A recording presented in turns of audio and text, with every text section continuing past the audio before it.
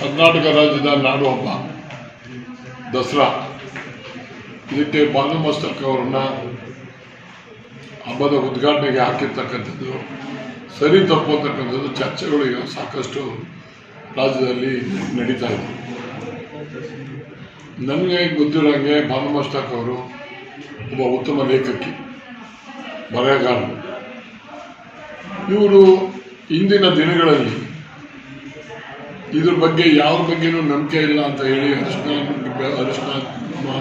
ಬಗ್ಗೆ ನಂಬಿಕೆ ಇಲ್ಲ ಅಂತ ಹೇಳಿ ಏನು ಹೇಳಿದರು, ಇವತ್ತು ಏಕಾಏಕಿ ಸರ್ಕಾರದವರು ಅದನ್ನು ಓಪನ್ ಮಾಡಬೇಕು ಬರಬೇಕು ಅಂತ ಹೇಳಿ ಸರ್ಕಾರದವ್ರಿಗೆ ಕಾರಣ ಕೊಟ್ಟಿರೋದೇನು ಅಂದರೆ, ಒಂದು ಆ ಬುಕ್ಕಿಗೆ ಅವಾರ್ಡ್ ಬಂದಿದೆ, ಎಂಥದ್ದು ಬುಕ್ ಪ್ರಶಸ್ತಿ ಬಂದಿದೆ ಅಂತ ಹೇಳಿ ಅವ್ರು ಕೊಟ್ಟಿದ್ದೀವಿ ಅಂತ ಹೇಳ್ತಾರೆ.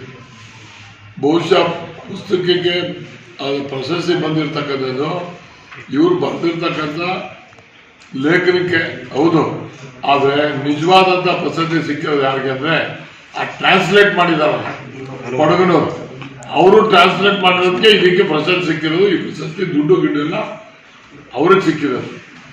ಈಗ ಬಾನು ಮಸ್ತಕ್ ಅವ್ರನ್ನ ನಾವು ಮಾಡಬಾರ್ದು ಅಂತ ಹೇಳಲ್ಲ, ಇವರೇ ನಿಜವಾಗಿ ನಾನು ಹಿಂದೆ ಹಿಂಗೆಲ್ಲ ಹೇಳಿದ್ದೆ, ನನಗೆ ನನ್ನ ಮನಸ್ಸು ಒಪ್ಪಲ್ಲ, ನಮ್ಮ ಆ ಧರ್ಮದಲ್ಲೂ ಕೂಡ ವಿರುದ್ಧ ಮಾಡಿ ಆ ಧರ್ಮದಲ್ಲೂ ಸೇರಿಸ್ತಾ ಇಲ್ಲ, ಇಲ್ಲೂ ಸೇರಿಸ್ತಾರೆ, ಎಲ್ಲೂ ಸೇರಿಸ್ತಾ ಇಲ್ಲ.